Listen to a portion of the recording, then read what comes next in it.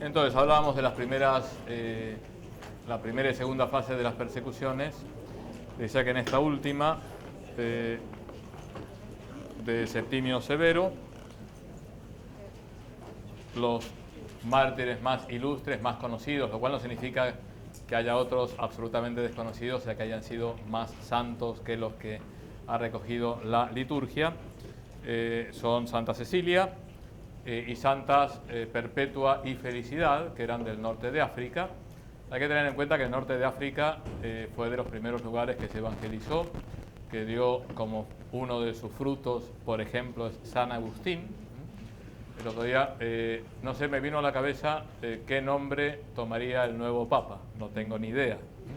Puede ser León XIV, por ejemplo. Pero podría ser como un homenaje a Benedicto XVI, Agustín I, que no hay ningún Papa Agustín, creo. Y bueno, y Benedicto XVI, su santo preferido era San Agustín. Entonces, el norte de África, profundamente cristiano, tierra de santos, tierra de mártires y después tierra arrasada por los vándalos, en primer lugar, y después por el Islam. Hoy no queda prácticamente nada de la Iglesia Católica. Entonces, los mártires, conocemos la historia a través de las actas de los mártires, en donde hay muchos documentos perfectamente estudiados y científicamente analizados, y por lo tanto merecen toda confianza.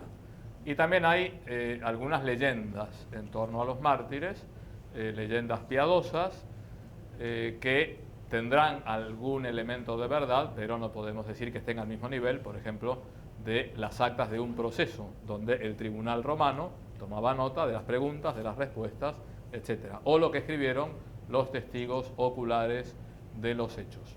Con lo cual, no toda la literatura sobre mártires uno puede poner las dos manos sobre el fuego, pero hay mucha documentación totalmente veraz, científica y certera.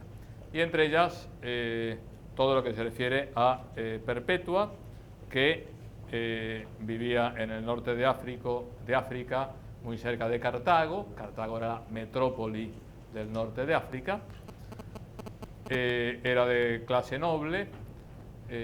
Bueno, había recibido formación cristiana y realmente es impresionante la fortaleza de esta mujer. Era una mujer casada que acababa de dar a luz a un hijo. Entonces la meten en la cárcel junto con otras personas. Yo voy a leer algunas cosas que dice el acta de la mártir Perpetua. Es joven y bella. Su nobleza natural inspira respeto incluso antes que admiración. Hasta en la arena su mirada obliga a los espectadores a bajar los ojos por la belleza que tenía esta mujer y también por pudor. Dice, he sido siempre alegre, seré aún más alegre en la otra vida. Entonces, es catecúmena, es decir, se estaba preparando para recibir el bautismo cuando la toman prisionera y después se bautiza. Entonces, toda la familia se opone a eso. Bueno, si es catecúmena, ya la persiguen, siendo bautizada, la van a condenar a muerte. Es el típico caso donde ser cristiano no es fácil. Aquí tiene la oposición de la familia. Y no es que la familia fueran unos degenerados, era gente buenísima que querían a Perpetua y no querían que la mataran. Bien, entonces se rebelan contra la resolución del bautismo su madre, su hermana, sobre todo su padre, que era un pagano que no quería saber nada con el cristianismo, y también, pesa en contra del ánimo de Perpetua la criatura que acaba de dar a luz, que todavía no puede decir nada, pero que está diciendo a gritos, necesito una madre para sobrevivir. Entonces el encarcelamiento es bastante duro, va notando cosas Perpetua que después pudo transmitir a otros primeros cristianos. Anota en su diario el primer día, que es un día doloroso, la repugnancia del lugar, la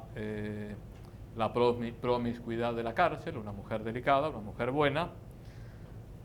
Entonces su primer pensamiento en la cárcel es para su hijo que no está en la cárcel, lo tienen los abuelos. Y en cuanto puede recibirlo y conservarlo con ella, se colma de alegría.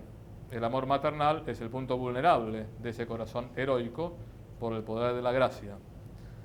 Entonces, por el hijo es que la familia va a atacar, y en particular su papá, que le dice: mira a tu hijo, que no podrá sobrevivir, le objeta a su padre.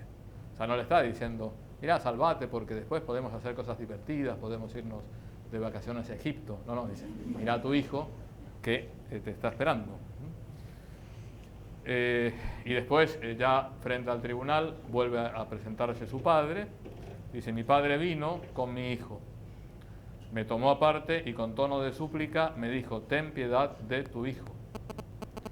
El magistrado, visiblemente emocionado, se siente paternal y le exhorta: salva a tu hijo. Y la madre se mantiene inflexible. Entonces, hay un continuo forcejeo entre su padre y la hija, que con solo decir: me arrepiento de haberme hecho cristiana, la dejaban en libertad. Era una familia además conocida. Entonces, bueno, va dialogando el padre con Perpetua y le dice a Perpetua: padre, ya en la celda, ¿ves ese jarrón o ese cántaro o cualquier otro objeto? Lo veo, dijo mi padre. ¿Se le puede dar otro nombre que el que tiene?, le dije. No, me respondió. Pues bien, yo no puedo darme otro nombre más que mi verdadero nombre. Soy cristiana. Y el padre sigue insistiendo y dice: ten piedad, hija mía, de mis blancos cabellos. Bueno, son cosas, humanamente hablando, muy lógicas. Son bastante razonables las cosas que le dice el padre. Ten piedad de tu padre, si es que todavía soy digno de que me llames padre. Si te he criado con mis manos hasta la flor de la edad, si te he preferido a tus hermanos, no me entregues a la burla de los hombres. Piensa en tus hermanos, piensa en tu madre y en tu hermana, piensa en tu hijo, que no podrá vivir sin ti. Revoca tu decisión, no arruines a toda la familia.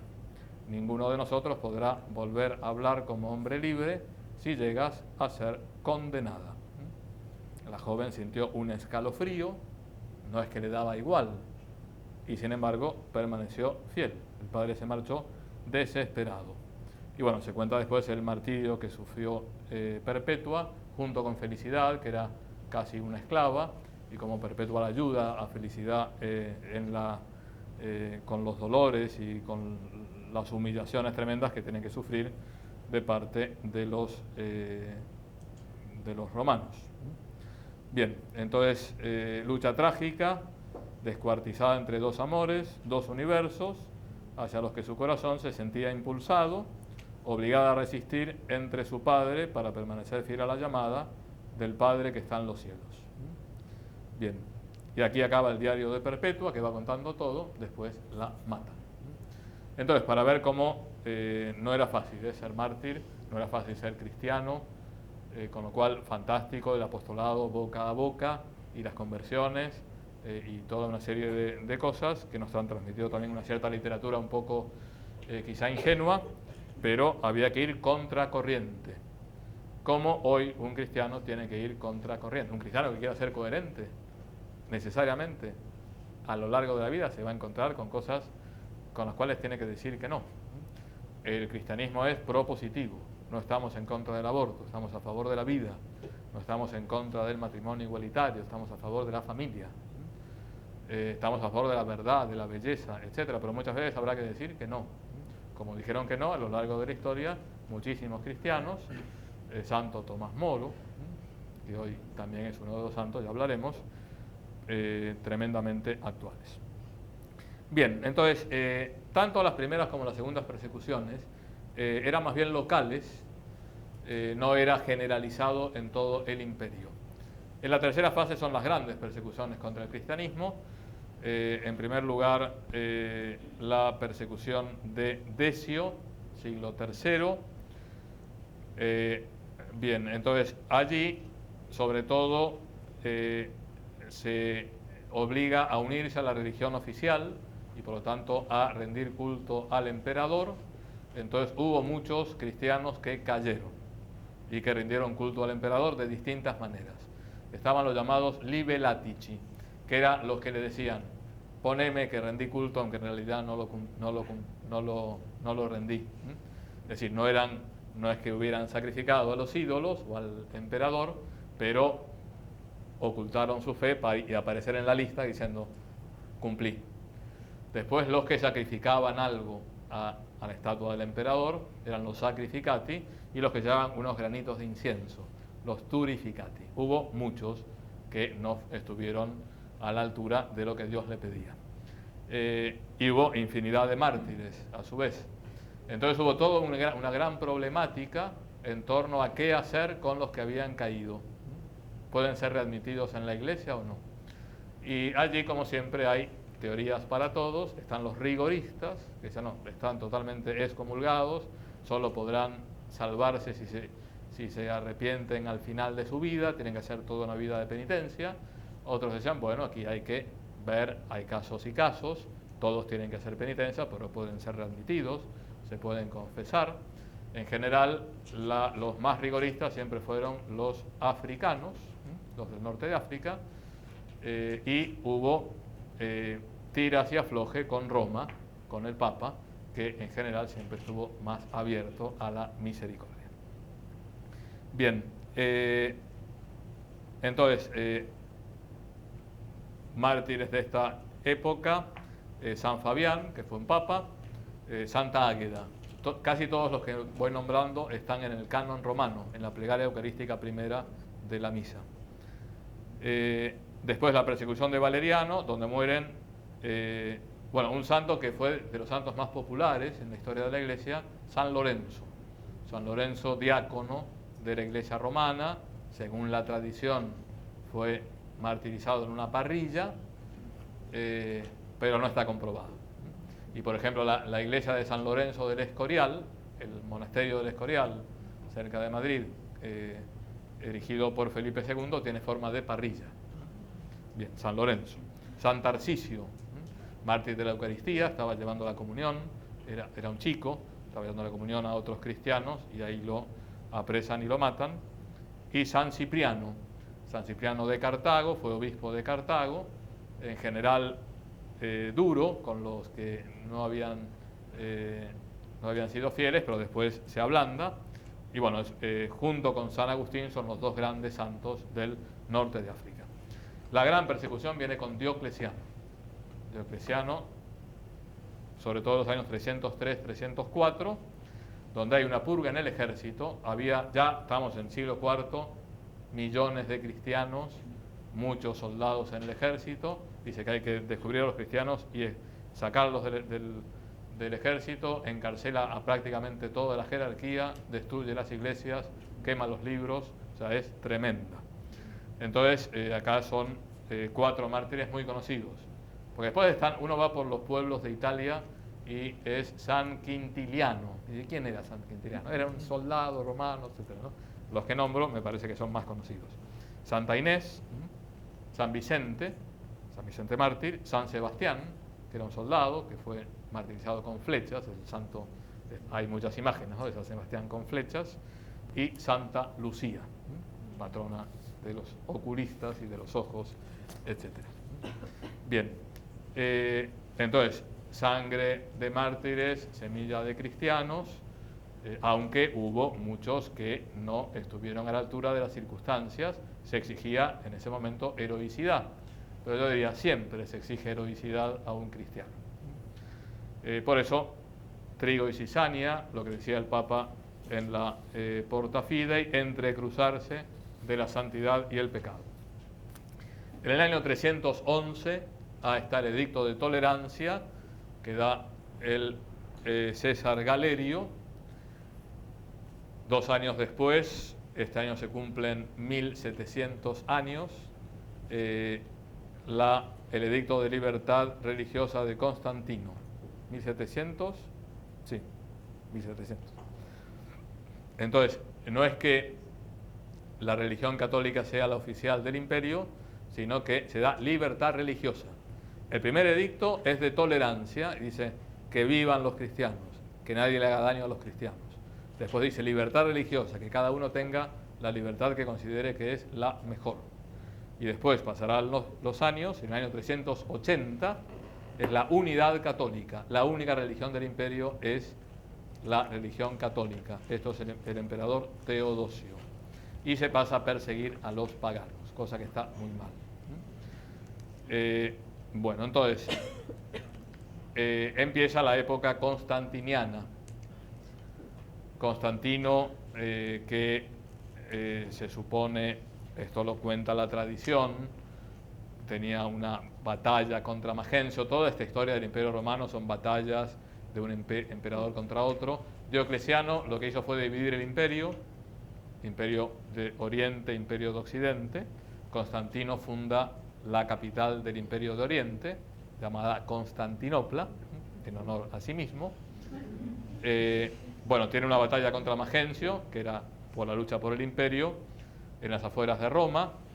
Entonces parece que tuvo una visión de la cruz y que dice: con este signo vencerás, o un sueño, o lo que sea. Uno lo puede creer o puede no creerlo.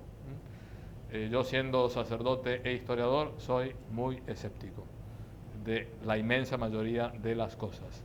Lo de la tumba de San Pedro me lo creo, pero después, si hay 3 columnas de la flagelación y alguna tiene que ser falsa, a lo mejor las 3 son falsas, o a lo mejor una es verdadera, pero no puede haber 3 que sean la misma cosa. O la pluma de San Miguel, o el cráneo de San Juan Bautista cuando era chiquito. Es ridículo. Hay cosas absolutamente ridículas que hay que eliminarlas. Y después creer lo que hay que creer, y después cada uno con toda libertad. Yo no sé si Santiago está en Santiago de Compostela. Nunca he ido a Santiago de Compostela, me encantaría ir, pero iría a rezar allí, porque ha habido generaciones y generaciones de gente que ha rezado ahí. Es un lugar santo. Y en el fondo a mí me da igual si está Santiago ahí o no está. No sé si me explico. Bueno, entonces, por este signo vencerás. Y entonces, bueno, se abre al cristianismo, aunque se convierte cuando está a punto de morir. Se bautiza cuando está a punto de morir. Su madre es Santa Elena, una gran santa, que es la que descubre la cruz verdadera en Tierra Santa. Constantino manda edificar grandes basílicas, en concreto San Juan de Letrán y San Pedro.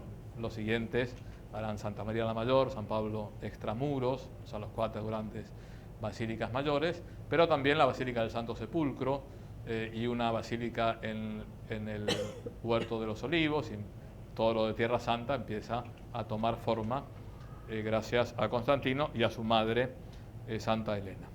Entonces, termina toda una época de persecución, de ir contracorriente, comienza una nueva, en donde prácticamente todo el mundo es cristiano, está de moda ser cristiano, y se puede notar en una época de grandes santos, ya no hay casi mártires.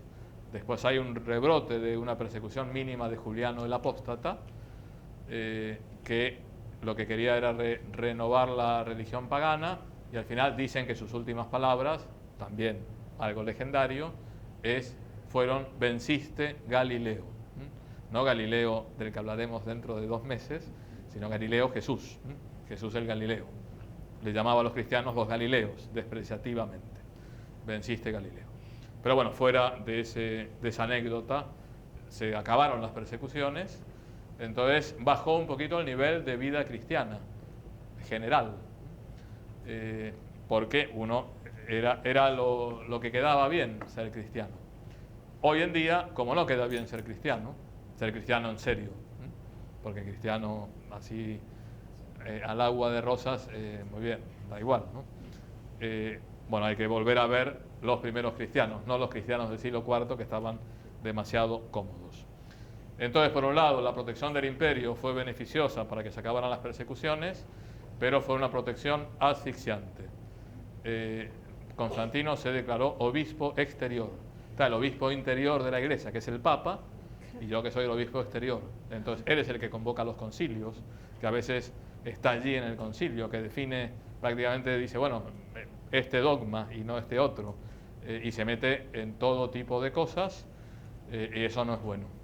Por eso la época constantiniana, o la Iglesia constantiniana, tiene sus luces y sus sombras. El apoyo del Estado puede ser en algunas ocasiones bueno, pero la mayoría de las veces asfixia y termina esclavizando. Lo ideal es la libertad de la Iglesia, con respeto al Estado, con cordialidad de relaciones, con cooperación en muchísimas cosas, pero cada uno en su ámbito. Porque si no, imagínense, hoy la Presidenta de la República, pero antes el presidente Menem o Roca o Rivadavia, que dijera a la Conferencia Episcopal Argentina lo que tiene que decir, lo que tiene que hacer, que estuviera allí y que diera una serie de normas. Mejor ámbitos separados. Separados no significa opuestos, sino en concordia. Bien, entonces, en la época constantiniana yo diría que hay dos grandes temas al cual hacer referencia. Las grandes herejías y los primeros concilios que han tratado de responder a las grandes herejías. Entonces, las herejías son providenciales. Siempre va a haber herejías. Siempre va a haber alguien que no esté de acuerdo con lo que dice la Iglesia o que piense que está inspirado por el Espíritu Santo y se lanza con una teoría que después resulta que es contraria a toda la tradición. Pero el tema del diálogo y las nuevas teorías implica repensar la fe, tratar de definirla, de ponerle límites, de profundizarla. Y si no hubiera habido estas grandes herejías, no tendríamos, por ejemplo, el credo niceno-constantinopolitano, que es el credo largo, que es un resumen de lo que se dijo en los dos primeros concilios ecuménicos. O el credo de los apóstoles, que es el que habitualmente se recita aquí en Argentina. Por lo tanto, las herejías implican pensamiento, implican reflexión, implican trabajo. A su vez, todos estos movimientos heréticos eran movimientos también políticos, porque religión y política estaban totalmente identificados. Los emperadores lo que querían era la unidad del imperio y por lo tanto estaban muy interesados en que hubiera una única fe. Y los representantes de la Iglesia Católica y de los arrianos o de los nestorianos no era simplemente una discusión en un aula académica. Iban con ejércitos de gente y había batallas y hubo muertos y asesinatos y mártires, mataron a algún papa, o sea que era una batalla campal. Eso implicaba también poder político, poder económico, de tal manera que estaba todo muy mezclado. No es lo que hoy podría decir el cisma de Lefebvre, bueno, nadie se va a matar por el tema y bueno, se puede dialogar. Esto es una cosa bastante distinta. Entonces, las primeras grandes herejías, podríamos llamarlas el gnosticismo, es decir, bueno, no, en realidad la religión cristiana es una versión popular de una sabiduría para la gente pura, la gente inteligente, que tiene mucho más que ver con el neoplatonismo que con el cristianismo.